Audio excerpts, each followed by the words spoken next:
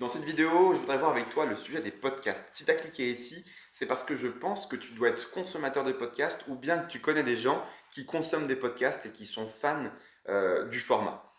Aujourd'hui, je vais t'expliquer pourquoi est-ce que je pense que c'est pas forcément une bonne chose et en quoi est-ce que tu as intérêt d'ailleurs à arrêter les podcasts. Donc si tu me laisses 5 bonnes minutes, je t'explique tout ça.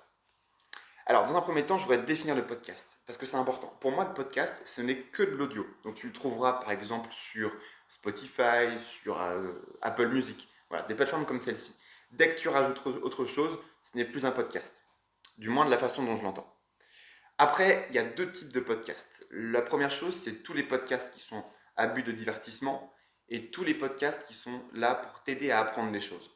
Et le truc, c'est que moi, je te conseille surtout d'utiliser le podcast pour te divertir et non pas pour apprendre. Alors ça paraît bizarre parce que normalement, je ne suis pas trop pour le divertissement, mais là, pour une fois, je suis plus dans la notion du divertissement sur ce format-là que le fait d'apprendre. Et je vais t'expliquer tout ça. On a 5 sens, d'accord? La vue, le toucher, l'odorat, l'ouïe et le goût, d'accord? Le truc, c'est que lorsqu'on apprend, on utilise majoritairement la vue et l'ouïe. Donc quand je dis apprendre, c'est dans un contexte d'école, de cours, de cours magistraux, de lecture, de vidéos et compagnie, ok? Évidemment, si par exemple tu fais de l'œnologie, la meilleure des choses pour pouvoir apprendre, ça va être le toucher, le goût et l'odorat. Encore que le toucher, encore pas spécialement, mais surtout l'odorat et le goût. C'est là où tu vas pouvoir comprendre comment est le goût du vin que tu testes, tout simplement. D'accord? La chose est que pour pouvoir mémoriser, dans les contextes que j'ai donnés juste avant, c'est surtout via l'ouïe et la vue. Ok? Je mets de côté les autres sens, hein, pour l'instant, dans ce contexte-là. Alors, à savoir que l'odorat pourrait servir pour ta mémorisation, mais ça c'est encore un autre sujet, j'en parlerai certainement dans d'autres vidéos. D'ailleurs, en mémorisation, plus tu fais appel à différents sens, plus tu utilises des parties de ton cerveau et plus tu en utilises, plus ta rétention, ta mémorisation sera forte. Ok?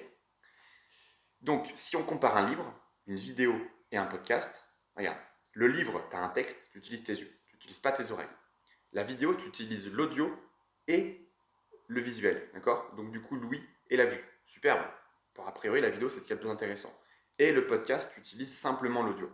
Tu vas me dire, ouais, mais attends, quand tu lis, tu as toujours tes oreilles qui sont disponibles. Et c'est d'ailleurs une très bonne remarque, puisque moi-même, quand je lis, j'aime bien mettre du bruit blanc ou un petit peu de musique classique pour pouvoir lire. Comme ça, je sais que je suis focus réellement sur mon bouquin et pas autre chose. Voilà. Maintenant, pourquoi est-ce que la vue est plus importante que l'auditif?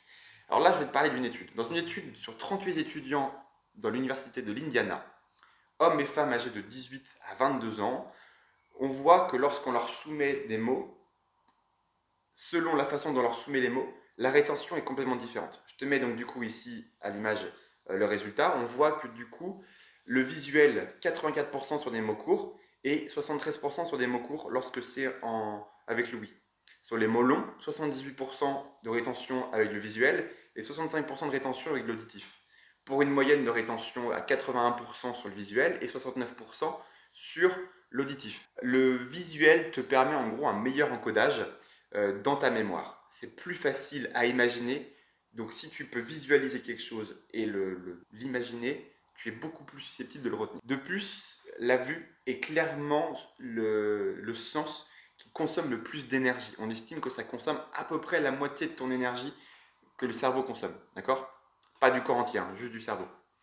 Donc je vais résumer tout ça avec un proverbe chinois que j'aime beaucoup. Ce que tu entends, tu l'oublies.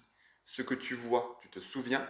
Et ce que tu fais, tu comprends. Donc en plus, si tu peux appliquer tout ce que tu as vu, bah, tu vas le comprendre. Et si tu comprends, tu t'en souviens encore mieux. Et une des dernières raisons qui fait que la rétention visuelle est beaucoup plus forte, c'est parce qu'à l'époque, dans la savane, quand tu étais un homme des cavernes, peu importe, tu devais aller chasser, tu étais beaucoup plus conscient grâce à ta vue des dangers qu'il y avait autour de toi, plutôt qu'avec l'ouïe.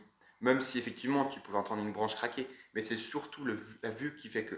Et alors, je prends un exemple tout bête, tu es dans la rue, il y a beaucoup de mouvements. L'œil est attiré par le mouvement, c'est une sorte de sauvegarde qu'on a. C'est comme ça qu'on peut se protéger. C'est grâce à la vue. Et c'est aussi pour cette raison-là que la vue est plus importante. Si malgré tout ça, tu tiens à continuer les podcasts, Je vais te donner un conseil, le plus simple, c'est ferme les yeux quand tu écoutes un podcast. Parce qu'en fait, tu vas être diverti par l'œil, par la vue, qui est donc du coup le sens le plus important. Et si tu ne fais en sorte d'utiliser que tes oreilles, ça sera beaucoup plus simple.